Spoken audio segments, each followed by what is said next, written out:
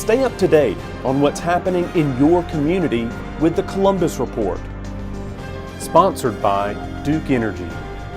Today's Columbus Report starts now.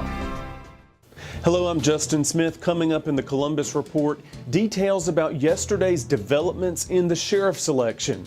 But first, a look at some of the other stories you'll see in today's edition of the News Reporter.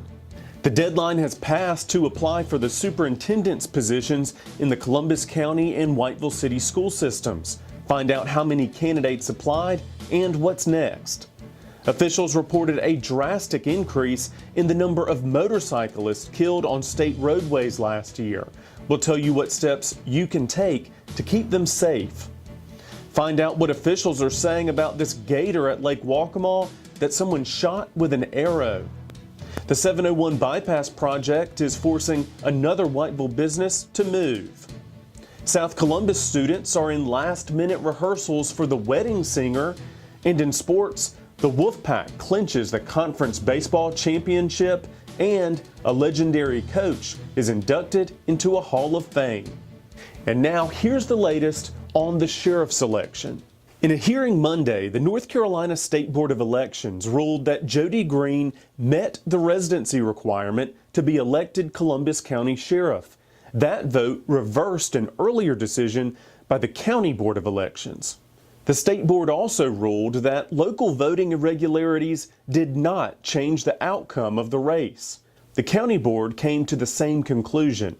Protesters pointed to several issues, including some voters not being able to cast ballots in Tabor City the morning of Election Day, and the County Board's decision not to count absentee ballots cast by 9 nursing home residents.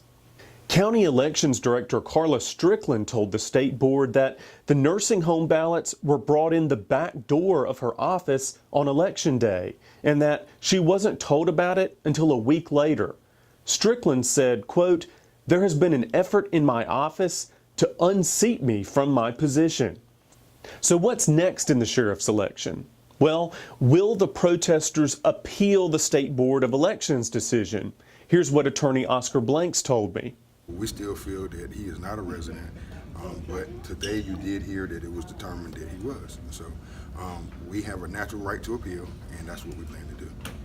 The protesters have 10 days to appeal the State Board of Elections decision to Wake County Superior Court. It could be further appealed to the State Court of Appeals and the State Supreme Court. So while Monday's decision was not a final say, it did bring the election one step closer to resolution.